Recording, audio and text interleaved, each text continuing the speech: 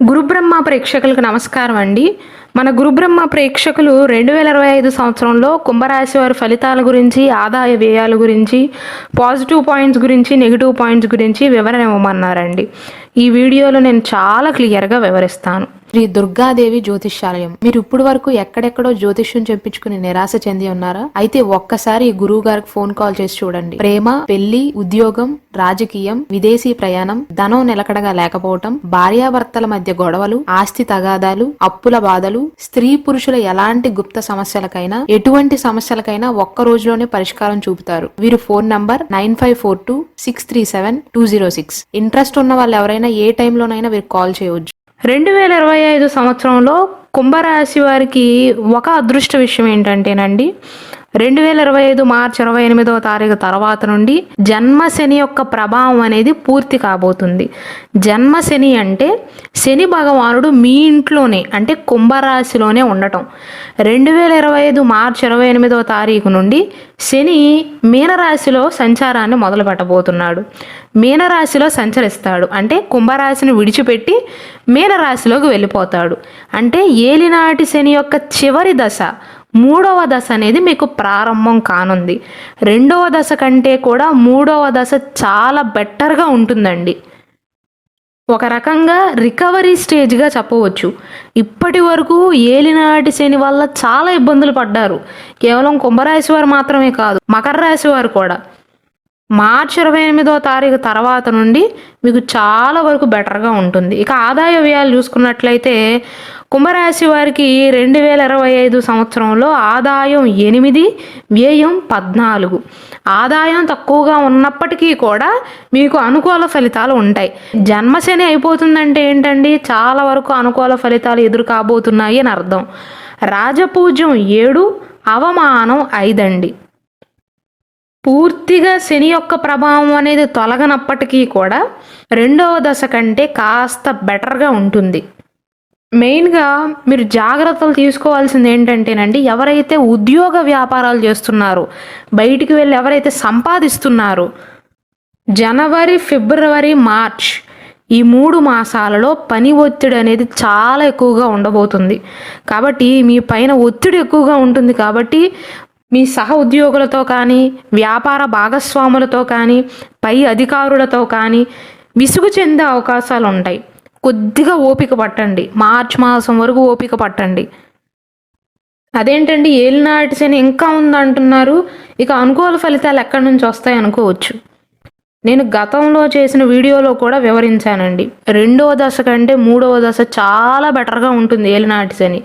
దానికి తోడు ఈ సంవత్సరంలో మీకు అదృష్టం ఏంటంటేనండి, 2025 మే మాసంలో బృహస్పతి యొక్క స్థానం అనేది మీకు అనుకూలంగా మారబోతుంది. జ్యోతిష శాస్త్రంలో చాలామంది ఏం నమ్ముతారంటే, మనకి 9 గ్రహాలు ఉన్నాయి కదా, 9 గ్రహాలలో ఏ గ్రహం అననుకూలంగా ఉన్నా ఆ ప్రభావం అనేది కొంతవరకే ఉంటుంది. అన్ని గ్రహాల కంటే పెద్ద గ్రహం, శుభగ్రహం అయినటువంటి బృహస్పతి యొక్క స్థానం అనేది అనుకూలంగా ఉందనుకోండి, ఈ చెడు ప్రభావం ఏమీ చేయలేదు మిమ్మల్ని. అందుకే 2025 మే మాసం తర్వాత నుండి బృహస్పతి 5వ స్థానంలోకి వెళ్ళబోతున్నాడు. కాబట్టి కెరీర్ పరంగా, ఉద్యోగ పరంగా, వ్యాపార పరంగా, ఆర్థిక పరంగా అనుకూలమైనటువంటి ఫలితాలను చూడబోతున్నారు. ఆరోగ్యం మెరుగుపడుతుంది. ప్రియమైన వారితో మంచి సంబంధాలను కలిగి ఉంటారు. ఏలినాటి శని యొక్క రెండవ దశలో కుంభరాశి వారికి వారి బంధువర్గం వారితో కావచ్చు, స్నేహితులతో కావచ్చు, చుట్టాలతో కావచ్చు, చాలా మందితో వైర్యం ఏర్పడే ఉంటుంది. ఆ సంబంధాలు అనేవి మే మాసం తర్వాత నుండి చిగురిస్తాయని చెప్పవచ్చండి. ఒక మాటలో మీకు అర్థమయ్యేలాగా చెప్పాలంటే, మార్చ్ తర్వాత నుండి కొంత అనుకూలంగా ఉంటుందండి. మే తర్వాత నుండి ఇంకొంత అనుకూలంగా ఉంటుంది. మీరు ఇప్పటి నుండి బాధలు పడవలసిందల్లా మార్చ్ మాసం వరకు అండి. ఇప్పుడు మీకు పరిస్థితి ఎలాగుందో మార్చ్ వరకు అలాగే ఉంటుంది. అలాగే ఎవరైతే స్టాక్ మార్కెట్లలో కానీ, ట్రేడింగ్లో కానీ, షేర్ మార్కెట్లలో కానీ, లాటరీల్లో కానీ ఎవరైతే పెట్టుబడులు పెడదాము అనుకుంటున్నారో వారికి మే మాసం నుండి అనుకూలమైనటువంటి ఫలితాలు అనేవి ఉండబోతున్నాయండి. అలాగే ఎవరైతే కొత్త ఇంటి కొనుగోలు కోసం ప్రయత్నాలు చేస్తున్నారో, అద్దె ఇంటికి కానీ, కొత్త ఇంటికి కానీ, ప్లాట్లు కానీ, ఫ్లాట్లు కానీ, స్థిరాస్తులు కానీ ఇటువంటి కొనుగోలుకు ఎవరైతే ప్రయత్నాలు చేస్తున్నారో మే మాసం తర్వాత నుండి 15వ తారీఖు తర్వాత నుండి అనుకూలమైనటువంటి ఫలితాలు అనేవి మొదలు కాబోతున్నాయండి. ఈ ఏలినాటి శని యొక్క ప్రభావం కూడా మీ పైన తగ్గాలి అంటే కుంభరాశి వారు రెండు పరిహారాలను పాటిస్తే సరిపోతుందండి. ఒకటి, బృహస్పతి యొక్క అనుకూలతను ఇంకా పెంచుకోవాలి అంటే ఆధ్యాత్మికతపై దృష్టి పెట్టండి. ఆడవారైనా మగవారైనా సరే ఆధ్యాత్మిక శక్తిని పెంచుకునే ప్రయత్నం చేయండి. పితృదేవతలను తలుచుకోవటం కానీ, మీ కులదైవానికి ఇష్టదైవానికి పూజలు చేయటం కానీ చేయండి. రెండవ జాగ్రత్త ఏంటంటే ప్రస్తుతం మీకు శని ప్రభావం అనేది ఎక్కువగా ఉంటుంది కాబట్టి నల్ల రంగు బట్టలను మాత్రం వేసుకోవద్దండి. నలుపు రంగులో ఉన్న దుస్తులను ధరించడం చాలా వరకు అవాయిడ్ చేయండి. ఎందుకంటే శని ప్రభావం అనేది వారిపైన ఎక్కువగా పడుతుంది. అలాగే శనివారాల్లో దానాలు చేయటం కానీ, ఒకవేళ దానాలు చేయకపోయినా కుక్కలకు, కాకులకు ఆహారాన్ని అందించటం కానీ, శనిదేవుడికి ప్రత్యేక శని పూజలు చేయించటం కానీ ఇలాంటివి చేసే ప్రయత్నాలు చేయండి. శని భగవానుడు ఏమీ చెడ్డగ్రహం అయితే కాదండి. శని కేవలం కష్టాలు మాత్రమే పెడతాడేమోనని చాలామంది అపోహపడతారు. శని భగవానుడు పూజలు చేసేవారి కంటే కూడా ఎవరైతే ఇతరులకు సహాయపడతారో, దానాలేమీ చెయ్యక్కర్లేదు, ఎవరైతే ఇతరులకు సహాయపడతారో, వృద్ధులకు ఎవరైతే సహాయాలు చేస్తారో, ఇంట్లో పెద్దవారిని ఎవరైతే బాగా చూసుకుంటారో, కుక్కలకు కానీ కాకులకు కానీ ఎవరైతే ఆహారాన్ని పెడతారో, పితృదేవతలను ఎవరైతే తలుచుకుంటారో వారిపైన శని ప్రభావం అనేది తగ్గుతుందండి. కాబట్టి జన్మశని మార్చి మాసం వరకు ఉంది కాబట్టి కుంభరాశి వారు మీ ఆరోగ్యంతో పాటుగా మీ జీవిత భాగస్వామి ఆరోగ్యం పైన, తల్లిదండ్రుల ఆరోగ్యం పైన శని ప్రభావం అనేది ఎక్కువగా ఉంటుంది కాబట్టి జాగ్రత్తగా ఉండండి. వారిని జాగ్రత్తగా కాపాడుకోండి.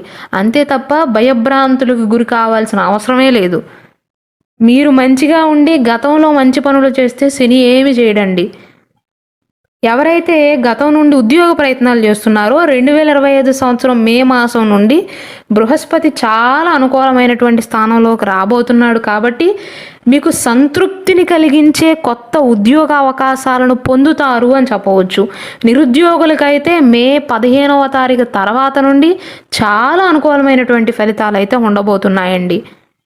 అయితే మార్చి మాసం వరకు మాత్రం ఖర్చులు అనేవి ఎక్కువగా ఉంటాయి, మెయిన్గా ఆరోగ్యపరంగా అండి. కాబట్టి మొదటి 3 నెలల సమయంలో ఓపిక పట్టండి.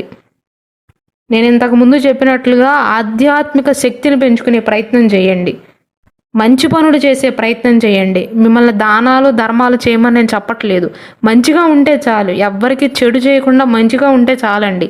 మొత్తం మీద చూసుకున్నట్లయితే 2024 కంటే కూడా బాగుంటుందండి, శుభప్రదంగా ఉంటుంది. మీరు కేవలం ఆదాయ వ్యయాలను చూడవద్దు. కానీ మార్చి వరకు అయితే కొన్ని ఇబ్బందులు పడక తప్పదు. శుభ కార్యక్రమాల నిర్వహణ విషయంలో కానీ, పనుల విషయంలో కానీ, ఉద్యోగ విషయంలో కానీ జాప్యం, ఆటంకాలు అయితే ఉంటాయి. అలాగే మీకు పిల్లలు ఉన్నట్లయితే వారు మీ మాట వినే పరిస్థితులు అయితే ఉండవండి మార్చి మాసం వరకు. అద్దె ఇంటికి మారాలన్నా, కొత్త ఇంటిని కొనుగోలు చేయాలన్నా సరే మీ ప్రయత్నాలు అనేవి 2025 మార్చి మాసం వరకు ఆలస్యం అవుతాయి. 2వ ఇంట్లో శని, 4వ ఇంట్లో బృహస్పతి, 8వ ఇంట్లో కేతు ఉన్నారండి. తల్లిదండ్రుల విషయంలో, మీ విషయంలో, జీవిత భాగస్వామి విషయంలో, అత్తమామల యొక్క ఆరోగ్య విషయంలో జాగ్రత్తలు తప్పనిసరి. చదువుకునే పిల్లల యొక్క ఆరోగ్యం కూడా చెడుగా ప్రభావితమయ్యే అవకాశాలు ఉన్నాయి మార్చి మాసం వరకు. ఆ తర్వాత మాత్రం వారికి చదువుపైన ఆసక్తి పెరగటం కానీ, చదువుకు సంబంధించిన అన్ని విషయాలలో గణనీయమైనటువంటి మెరుగుదలలు ఉండటం కానీ, బృహస్పతి అనుకూలిస్తాడు కాబట్టి అదృష్టం పెరగటం కానీ, గతంలో చేసిన తప్పులను తిరిగి తెలుసుకునే అవకాశాలు కానీ, అలాగే ఎవరైతే వివాహ ప్రయత్నాలు చేస్తున్నారో వివాహ సంబంధాలు కుదరటం కానీ, మీ కొడుకుకు కానీ కుమార్తెకు కానీ వివాహాలు ఖరారు చేయడంలో విజయాన్ని సాధించటం కానీ, శుభ కార్యక్రమాలు ఇంట్లో నిర్వహించటం కానీ, అత్తమామల యొక్క మద్దతు లభించటం కానీ, తల్లిదండ్రుల యొక్క మద్దతు లభించటం కానీ, జీవిత భాగస్వామి యొక్క మద్దతు లభించటం కానీ, కొత్త ఇంటికి మారటంలో విజయాన్ని సాధించటం కానీ, మే మాసం తర్వాత నుండి మాత్రం కుటుంబంలో గతంలో ఉన్న సమస్యలన్నిటినీ కూడా అన్నిటినీ ఒక్కొక్కటిగా పరిష్కరించటం ప్రారంభిస్తారండి. కాబట్టి మీరు బాధలు పడవలసిందల్లా మార్చి మాసం వరకు. మార్చి నుండి మే వరకు కొంతవరకు అనుకూలంగా ఉంటుంది. మే మాసం తర్వాత ఇంకొంత అనుకూలంగా ఉంటుంది. కాబట్టి ఈ పరిస్థితులను అర్థం చేసుకుని దానికి తగ్గట్లుగా నడుచుకోండి.